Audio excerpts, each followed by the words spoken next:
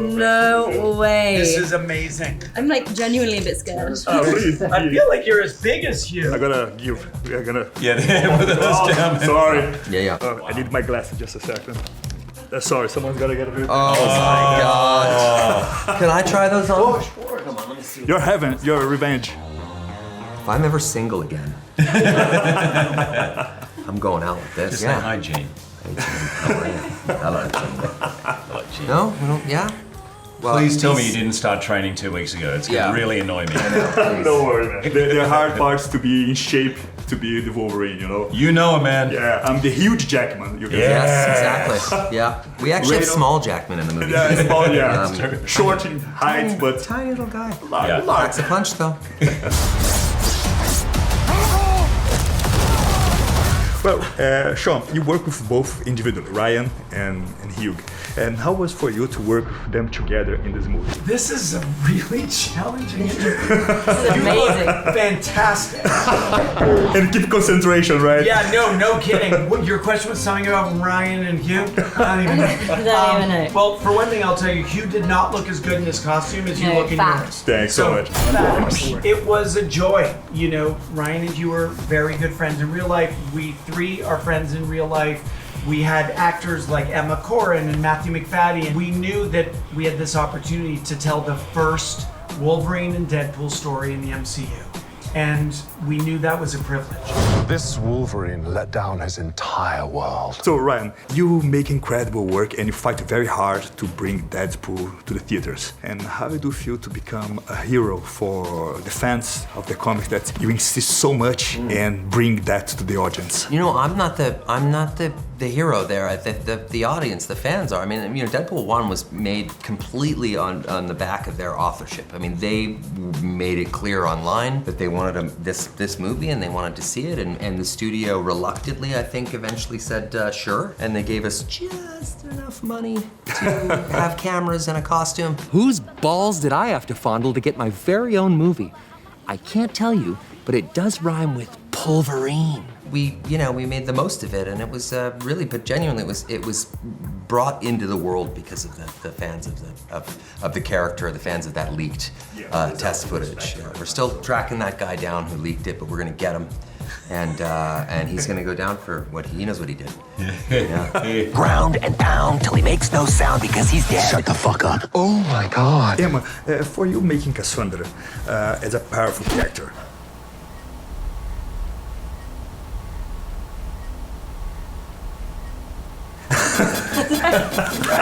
It's so good. no, come on, you are able to laugh, don't worry. If I'm getting good laughs from you, it's wonderful. So good.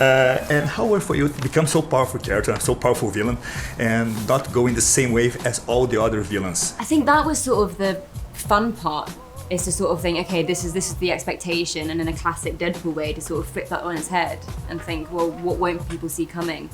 And what will also work for this film and fits with the integrity of the character. And that turned out to be, a villain who's very unpredictable, who's very convinced she's the hero of her own storyline. Whereas maybe other villains, where their villainry very outwardly, she retains a lot of her power inside and has this very cool, quite enigmatic sort of persona that I think is quite magnetic, but also very disarming.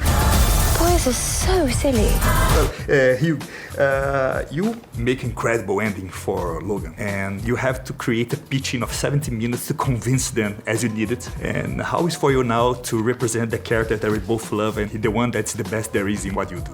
Oh, man. Well said. I never saw the end of Logan, but that's the only part I missed. Yeah, no, everything's fine. It's all really, really lovely. Happy. Oh, really? Yeah.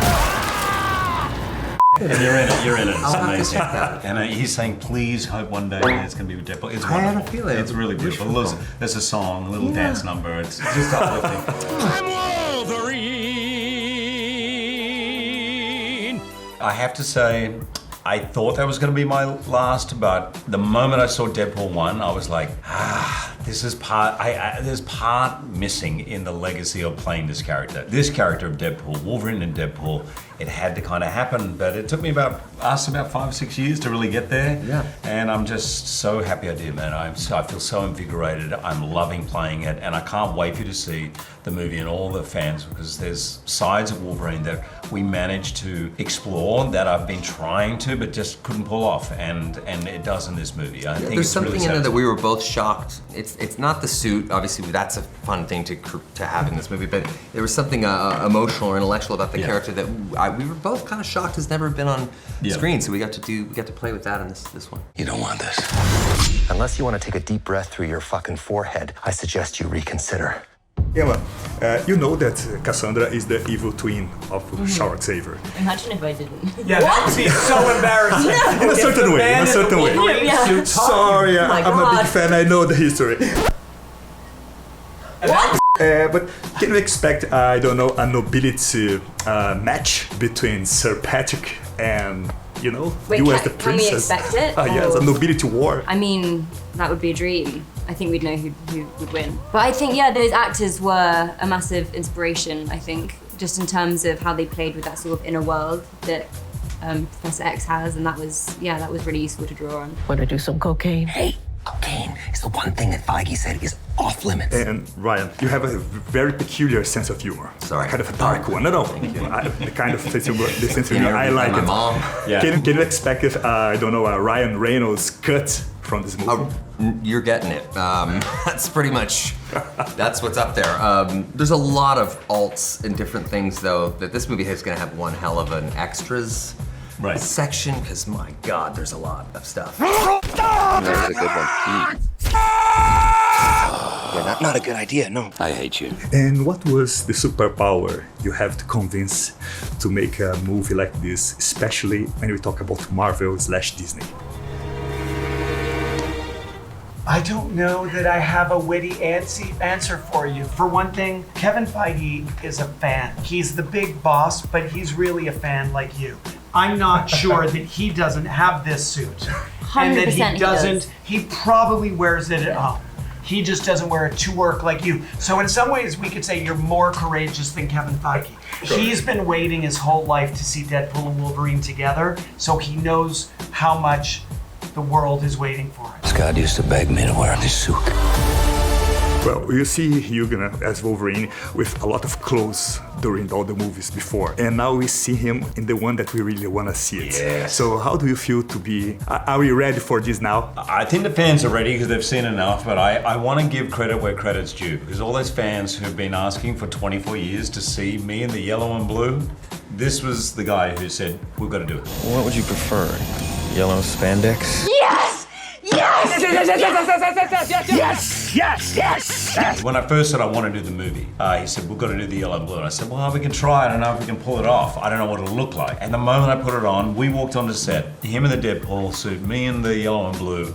There was a hush on that set, like that crew who, you know, they've done 100 movies. There was just, you could hear a pin drop. Everyone was just like, wow. And I can't imagine doing it any other way. When he said, yeah, let's put the suit on, you could sense the enthusiasm and excitement and magic suddenly kick into high gear in Marvel. All those people that are in they're called viz dev, visual development, the guys that are the artists that start to talk about a lot of these things.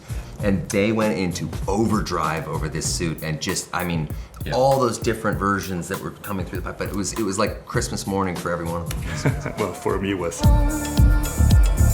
I am soaking wet right now. And how was for you both to be able to do something brave and bold and at the same time risk everything because you are in a cross line between what's right and wrong? This movie has a lot of liberty that you can see in the fighting scenes and the battles. We're talking about claws, katanas, gunfire, superpowers. So how was in a way liberating, or you have to hold back with your character and your direction? Well, that's a really good question because we only held back because we wanted the characters to all feel surprising. So with Cassandra, we've read the comics. This is an Omega level mutant, obviously an evil, she often does evil things, but I don't think Cassandra thinks of herself that way. But with the visuals for this movie, the action sequences, the fight choreography, the comic accurate costumes, which I know you know because clearly you've studied, it was incredible to have complete freedom and to have access to an army of creative artists at Marvel who live and breathe this stuff every day for their whole lives. So it's like you're making a movie for the fans, with fans. And that was a tremendous opportunity. Let's fucking go. Let's fucking go. Well, thank you so much both. Thank you, man. I thought We will never forget. the 40 minutes of the movie, We'll it never was forget. amazing, and I really want to see this again and again. Go and see it again. with a big crowd, I will. 10 days, And 12 wear this. days. Please I'm gonna wear find it. this. But if you do wear this, please post it. Okay, I will. Don't worry. Thanks so much once again. Bye-bye. Just call me angel of the morning, angel. Fantastic.